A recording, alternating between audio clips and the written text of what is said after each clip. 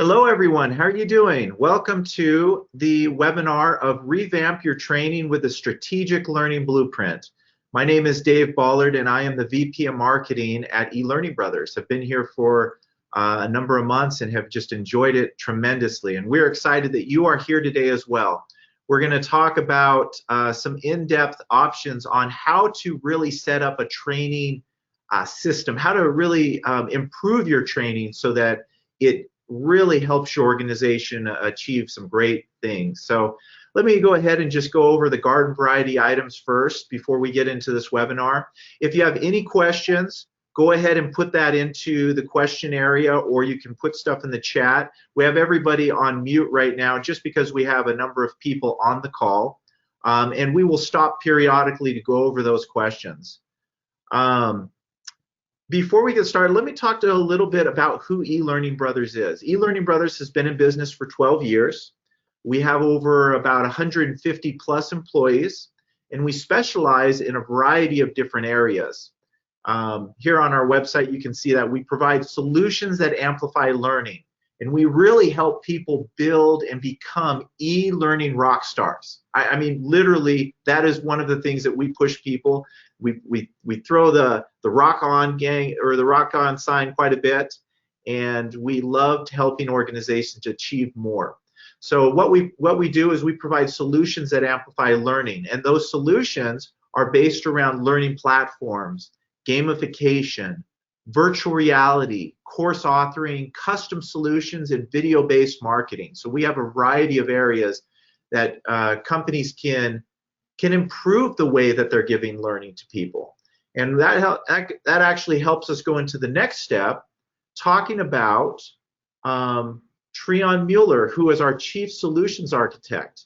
We're going to have him talk a little bit today, and this webinar is going to be more of a Q&A webinar. We're going to stop and ask him certain questions on how organizations can improve their training. We're going to ask him questions on where training and learning development is currently at, and how learning and development is going to be improving in the next few years.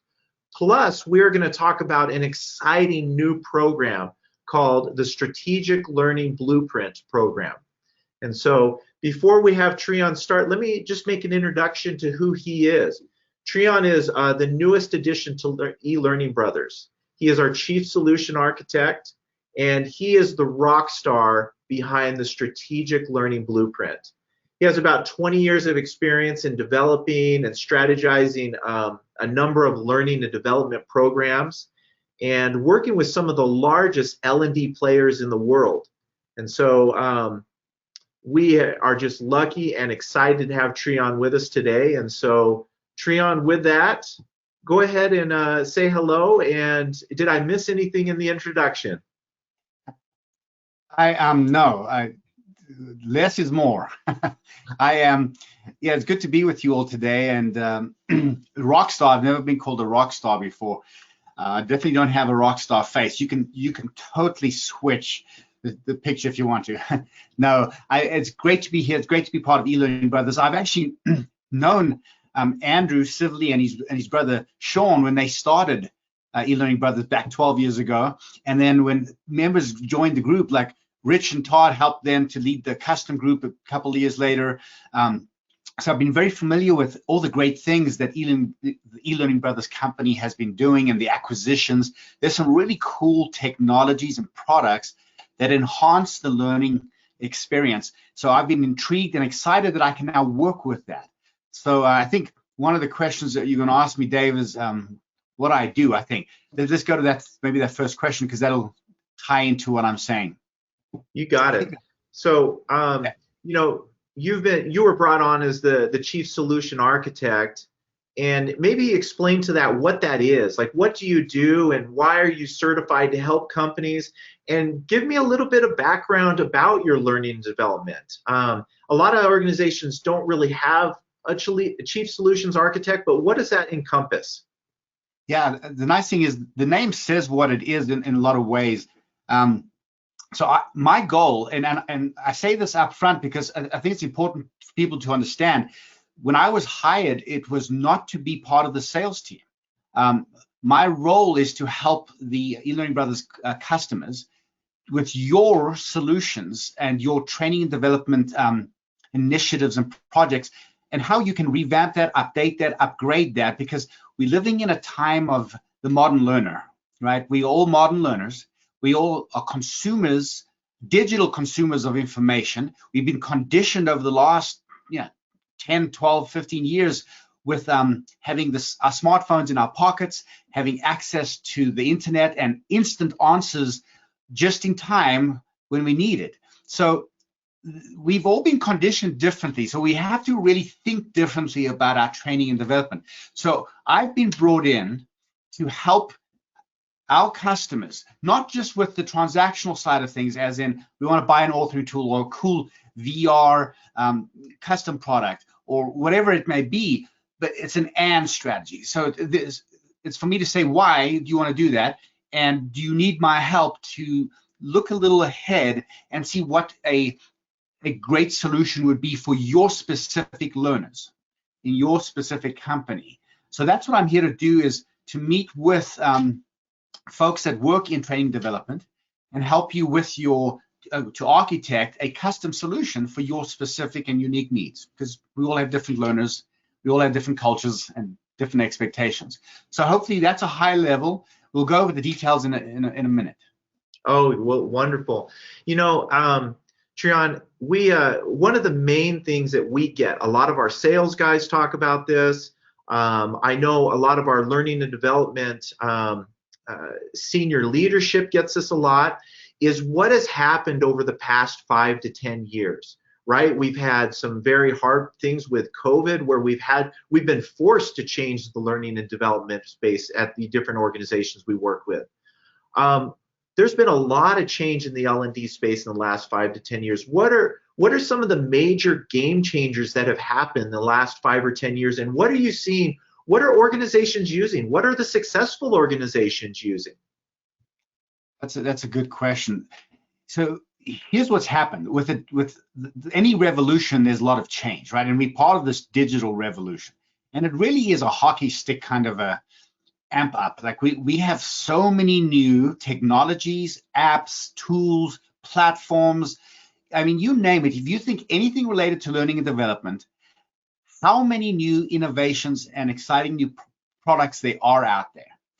And this has been one of the biggest change. Technology has finally caught up with the ideas that we've been having in L&D for much longer than 10 years. However, now, again, if you think about it, the iPhone 1, which was basically one of the first smartphones that became universal, right? And obviously there's many other smartphones too, but that was only over 11, 12 years ago. So it hasn't been that long since we've been doing things like mobile first, right? Responsive design. So think of all the buzzwords we use today. Gamification. These have been around for a while, like gamification has been around, but really there's so many new ways to access information, to access learning, to consume that learning, to apply that learning, and then to share what we learn with other people. And it's all thanks to the innovation around technology. Now, along with that, and so the organizations that do this right, and we'll talk about that actually in a minute, I think, but first, I recommend that organizations start, or what they move to next is first to understand really what is the goal that they're trying to accomplish with their training and development initiatives. A lot of times it's to check a box, right? Sorry, David, you want to ask a question? No, that was just great. What I'm hearing is almost learning from what organizations have done in the past and what has worked for them and maybe what has not worked for them. And then also talking about all of the, talking to me a little bit about COVID and how that has changed things as well. Well, boy, I think we've definitely all talked about this a lot, right? There's been hundreds of webinars, articles, blog posts, even studies done on how COVID has changed not only remote work, but our concept of learning. Obviously, we couldn't get together, instructor-led in person.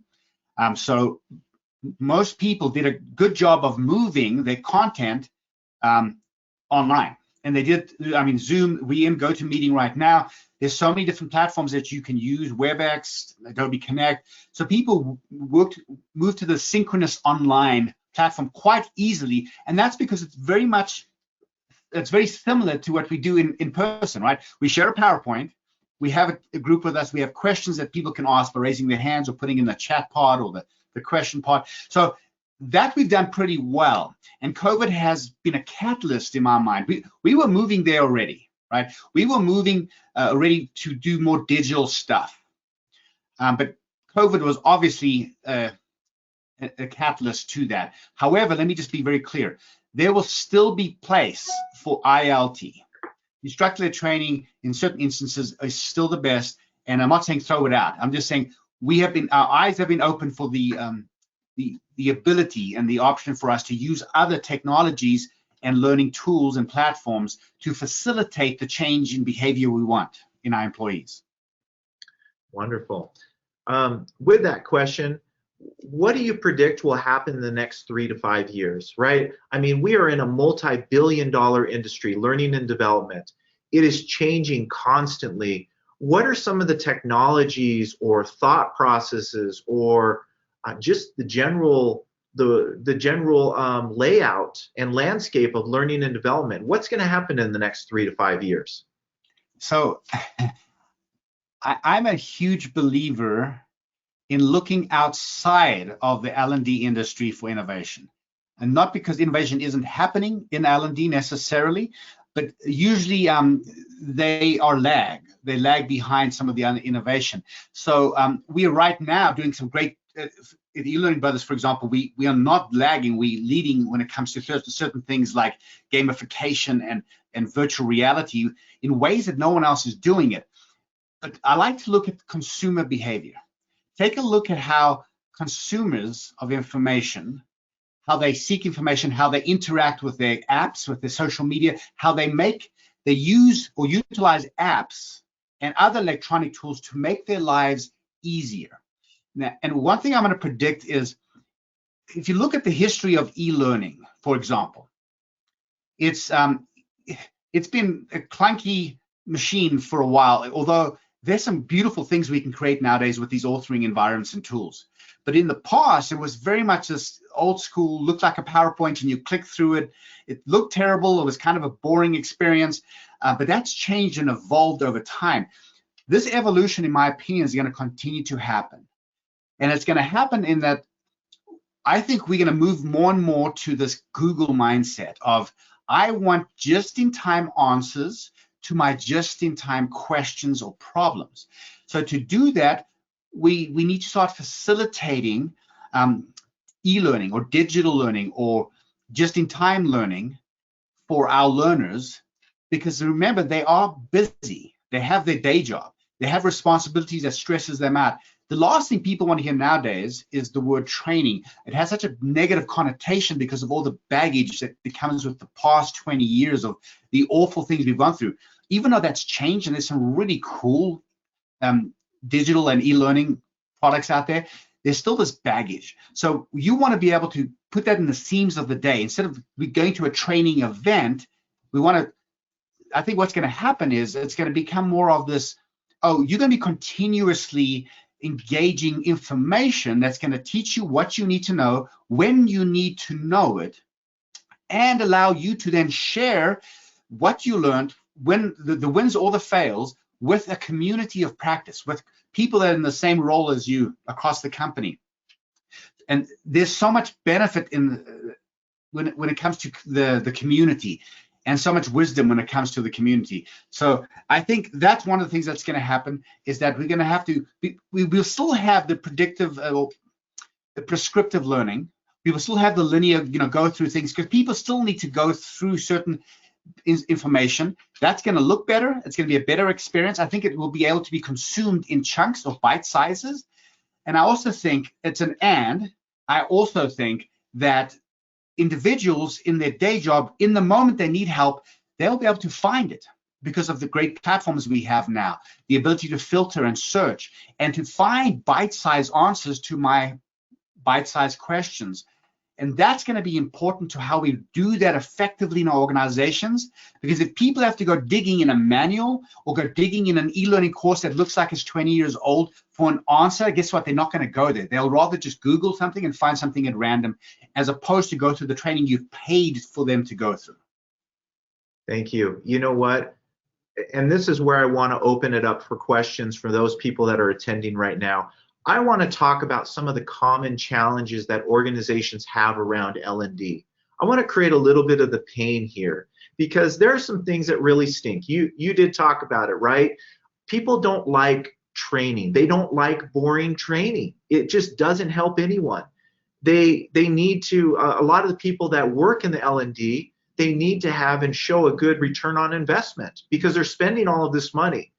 We also need to have better user adoption, where people are truly making change in their learning and development and the way that they're putting things together. But I invite everybody also that are attendees right now, if you have any questions for Treion, tell me what are some of the common challenges that organizations are having around L&D? And what are some of the things that you would like Treion to answer around some of those common challenges? Go ahead and put those in the chat. And then another question that I have for you, Treion, is when you're working with these type of organizations, who are making the greatest advancements? Like, what type of organizations are making significant steps in their L&D space? Do you see any commonality in these type of organizations? Talk to me about what people are doing that is right. So it's hard to use the words common, right? Challenges when it comes to when you're dealing with organizations, because like I said before, organizations are so different culturally, in their leadership, what type of training, how they do the training. There's so many different things. However, there are common things that happen. I think some of the common challenges are, we've got to be careful of the shining object. We've got to be careful about adding bells and whistles when we don't need bells and whistles. I'm actually a minimalist when it comes to learning and development. I believe if you can provide the answers to your prospective learners and employees in the quickest, most effective way, in the meeting them where they are and how they'd like to receive that information, that's the best alternative. And those companies that are advancing in this space and are doing well are doing just that. They are, I think in the past, we thought, oh, cool, we can add a new feature. And so we would add all these features for what purpose we didn't know. We just thought people would like it, but people just want to get an answer sometimes. Or sometimes they just want to, sometimes they do like the features, but we got to know, and that brings up the question, the companies that are successful, they know who their learners are. They understand where they are, what their unique challenges are, what they have to deal with on a daily basis. Do they do the training in the work, the flow of work? Do they do it after hours? Do they do it on a screen? Do they do it on a tablet, on a phone? These are all things that changes the answer to these questions. It really depends. Let me stop you right there, actually, because I'm getting a number of questions that are coming in. And one of the questions that someone asked, which is exactly what you're talking about right now, Treion, is how do you discover learner preferences? How, you were talking about when people digest or consume learning, whether it's morning, noon, or night. But how do organizations discover preferences or learner preferences? So here's where I lean on my product experience. I'm a huge believer in product, and then also let's learn from product and marketing here. So if you look at in marketing, when you're thinking of building a website or something, you do personas. You decide who's the target audience. What do they look like? What do they feel like? The more you can know about your target audience, the better. The same thing with a product. You want to make sure you understand your end user. You want to make sure you understand them, if possible, better than anyone else. So the way to do that is there's several options, right? But just ask them. You can send out surveys with specific questions. With options for people to choose from. How do you like to learn? When do you like to learn? In what formats do you? You want to ask your learners. You also want to see what and observe what has worked in the past and what hasn't. And sometimes things work because it's forced to work. People are forced to go through a training, and so you don't want to look at just completion. You want to ask those people and say, did you like this kind of thing? Yeah. I don't know if that makes sense. That does make sense. Thank you. Here's another question that came in, Treion. Is there any other solutions or creative solutions to replace self-paced training? Because it seems like a lot of it is self-paced that is out there, but is there any other creative ways to do something new besides self-paced training? I love the question. And I think sometimes we've got to be careful with terms. Like whoever's asking the question, I would like to dig a little deeper and ask them, for example, what are you referring to? Most likely they're referring to an e-learning click-through experience that you build someone, you give it to someone and they go through it in a linear way, maybe branching, and there's maybe some adaptive learning involved, but it's still self-paced. So, and this is something I think we're going to do in a future webinar. We're going to talk about a learning framework that I've been practicing and using for the last 2 decades. It's called the CARS learning framework. And I believe that if you can evaluate your learning experience, your training that you're creating, and you evaluate according to this CARS learning framework, it'll give you an idea where the gaps are.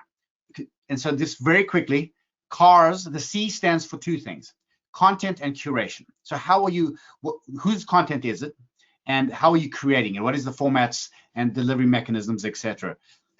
A stands for application and accountability. Are you giving the learners ample opportunity to apply what it is that they just learned?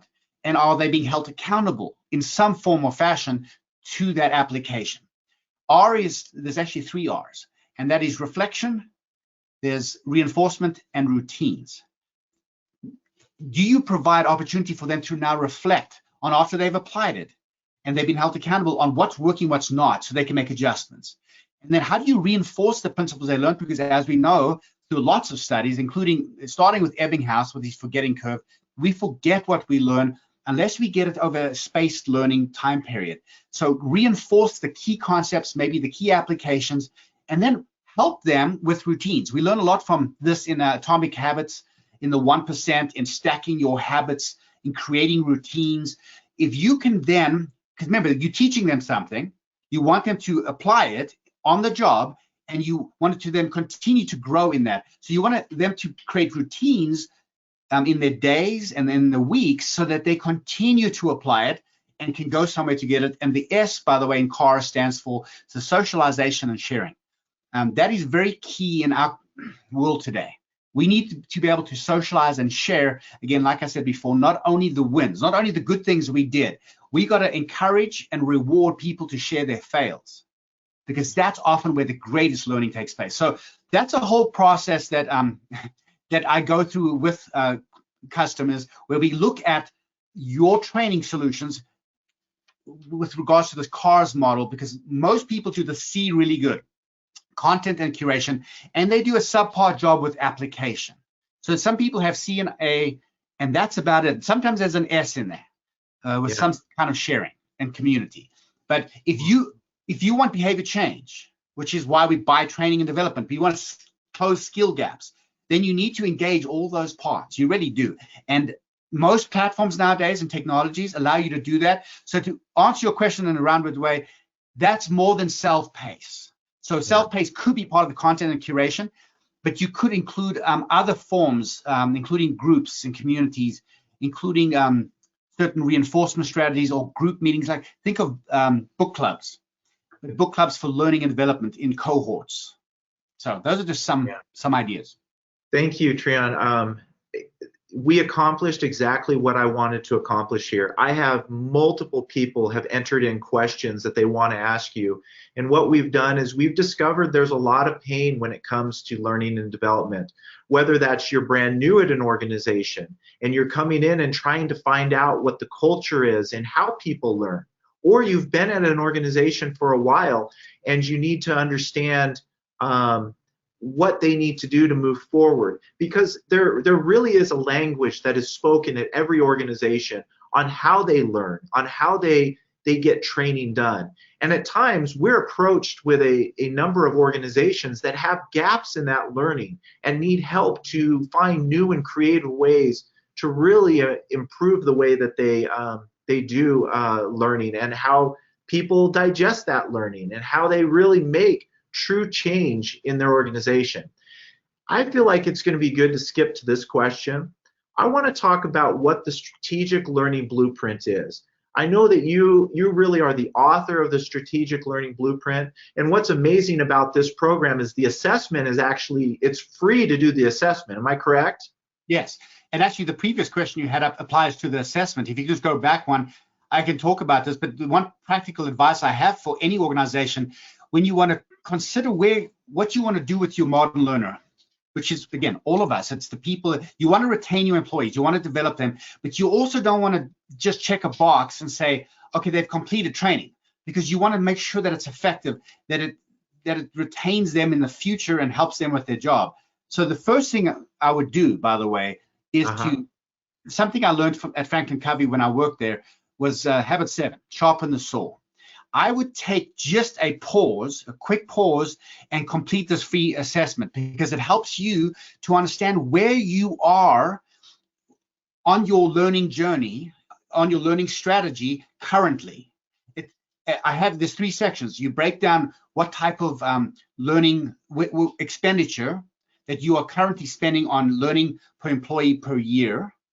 There's also another section that talks about the most common pain points you are feeling, and all these results, by the way, you get two scores. One is your score, and then one how it compares to the industry average. I'm pulling from reputable industry numbers for these 3 things. It doesn't take very long to do this if you have the information with you, but first get a clear understanding where you are now and how it compares to the industry averages, because that'll give you an idea where to start.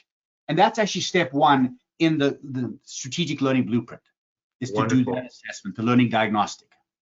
You know what, and I'm so glad, actually, for everybody that's on the phone here today and as part of the webinar, I love the information that you have from an industry standpoint, because it truly does take a village, right? Like, we are the village. We are a learning and development village. We learn from our coworkers. We learn from other people in the industry, and there's so much great information that's out there.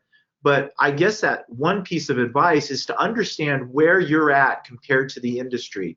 And there's a lot of bits and pieces when it comes to learning and development. And so I'm excited to get into our next piece that we're chatting about, which is the strategic learning blueprint, right? Because right now we've talked a lot about there's a lot of pain, there's a lot of confusion, there's a lot of challenges when it comes to learning and development, because you want to make learning as exciting as possible. You want to make learning actually make change at your organization. You want to make sure that you're showing an ROI on your investment of learning. You want to make sure you're not having overlapping technologies and all of this extra expenditures that really just hurt organizations more than help it when it comes to learning. And so let's get into the strategic learning blueprint and talk a little bit more about what it is and the different phases that we have here. I understand that there's 3 different phases, Treion, when it comes to the strategic learning blueprint. You're correct, Dave. And as you can see, the titles for each of the phases are very self-explanatory. I do want to say this, though, that arrow on the right is pointing to a few things. For the most part, most of the time as I go in and I speak to customers, these are some of the benefits you get by completing this, by the way. You end up saving money on when it comes to the costs that are associated with your learning and development, because often I find companies have 1 or 2 or 3 LMSs, they have 2 authoring tools, they have other random apps that no one uses and stuff like that, and together we go through this process of assess, architect, and activate, and in the end you end up with a reduced cost when it comes to how much you're paying a year for your training development solutions. It also enhances the company culture, because now this is more of a friendly and a minimalist user experience. It increases retention because of that, and it continuously develops your workforce in the seams of the day. Now, there's a 5th bonus here. You also get measurable results now, because it's easier to measure. So the first phase is assess, and we started talking about in assess we do that learning diagnostic. So Dave, if you go to the next slide, you'll see you start with this free assessment or diagnostic of your existing training plan, offerings, technologies, and you identify the training needs, objectives, and behavioral change gaps. It's a good way to start. Just this is where I am now. Then we go to an architect phase. In architect, this is where I build the bridge from where you are now to where you want to be. So Dave, if you can move the slide one more. And so this is, again, because every company is very different, and your needs are different, and your learners are different, and your resources are different. Some of you, it's a one-man band or one-woman band. Some of you have larger teams, but you're doing so many different things that there might be too much overlap and redundancy. So we help architect a solution from where you are now to where you want to be, because all of you have KPIs and goals and things and expectations that you have to meet. I want to make sure I understand that so I can make you a rock star in your company. And that's what we do. We build this unique architected solution using the right technologies, the right solutions, the right partnerships, and modern learning approach. Now, that sometimes means, guys, if eLearning Brothers does not have the right solution, guess what I'll do? I will then broker the right solution. I'll find the right solution for you, because we at eLearning Brothers want you to feel like we are a trusted partner with your learning strategy and your learning plan. And in some instances, we might not have all the answers, and we recognize that. So we will also build solutions that meet your needs, whether it's in-house and outhouse. Outhouse. Definitely don't want to say that. It's not an outhouse. Yeah, we get it. Perfect. And so that's phase 2, is to architect it. And then what is the final phase? It's the activate phase. Now, too often, what happens is, for example, if you think of consulting companies, management consulting companies, or other consultants in this industry, they will come in and help you do the assessment. So we're not the only people that do assessments. Then they will help you make some proposals and suggest some things, and then often that is left with you. What we are suggesting is we have a great customer support team that and a process we follow as part of Activate, where we check in with you, including myself, frequently enough to ensure that you have the help you need when you need it. And we have our customer support managers that will check in frequently, like every month. And this is so that we not only help you with launch and what's the most effective way to launch it within your company, what are some proven best practices we've seen that work, and then we'll coach you along for the next year or so you can be successful because this is like a product launch, right? You're launching a new initiative. Even if it's a tweak to a training, it's still something new that has to be rolled out throughout your company or your learner base. So it requires sometimes a little different thinking. It requires Dave and his marketing team, their minds on this as well. What are some best practices to do an internal launch? So this is where we don't leave you by yourself. We work with you to be successful. Wonderful. Thank you, Treion. And so let me just clarify this. So the Strategic Learning Blueprint, this is a program that you have been doing for a number of years and helped out countless organizations. It has the assessment, which is a free assessment that goes over and assesses all of where somebody is currently at with their learning strategy. You help to identify any gaps in the system and see if there's anything that they can improve upon. And then you architect a plan based off of, let me just get this right, so based off of kind of the industry average and a lot of the industry information or specific needs for that organization. And then the final phase is you promote or launch the program with a way that they can track it and show an ROI on investment, and truly kind of adopt that into the organization. Did I explain that right? Yes, there's obviously a lot more details in it. For example, assess the free assessment is just one of 3 steps. The second one would be a discovery session where we dig a little deeper into your pain, your problems. We then spend time on identifying what your goals are. So I know where you are now, where you want to be. And then we also, if you want to, it's an optional step, but we can do the CARS evaluation with your team, where we sit down and we take a look at what you're currently doing and how effective it really is, and how we can even tweak it. Sometimes it just takes a tweak here or there to make something so much better. So yes, there's these 3 phases, but there's more to it. You get the overall summary right now, but there's more to it. Great. Yeah, somebody was asking in the chat about the CARS assessment and if they could get more information out about that. And so absolutely, everything we're talking about today, we'll make sure that they follow up. So how does somebody get started with the strategic learning blueprint? What is kind of the next step? I mean, all of this stuff sounds great, but how do they start? Like with anything, we start at the very beginning. Sorry, I'm very cheesy and I have a dry sense of humor. So if you go to the link, I think you have on the next page, we have a link for you to, maybe it's not there. It's to sign up for, there it is, get started right there. How to strike the right note with your training. Fill out that form, and then you'll get information to me. I'll then forward on Calendly link, and you can set up an appointment where we can start. We can start doing some discovery and excavating on what is your pain and how is it unique? What can we do to address it from a high level first? I want to seek to understand. The first meeting, by the way, will be a lot of me asking questions. I want to make sure I understand. And then only once you feel fully understood, we'll be going to solutioning or architecting. So, great. We just put the link into the chat, so everybody has that link, as well as we'll email it out to everybody after the session as well. Perfect. Am I leaving anything out? Is there anything else that we're leaving out that needs to be addressed, Treion? Boy, I don't know. I think we've covered it all. I don't see the questions. So, are there any questions that you feel that we need to address to make sure that everyone understands what this is and how it can be helpful? Let me just go through the questions really fast. We've gotten a ton of them.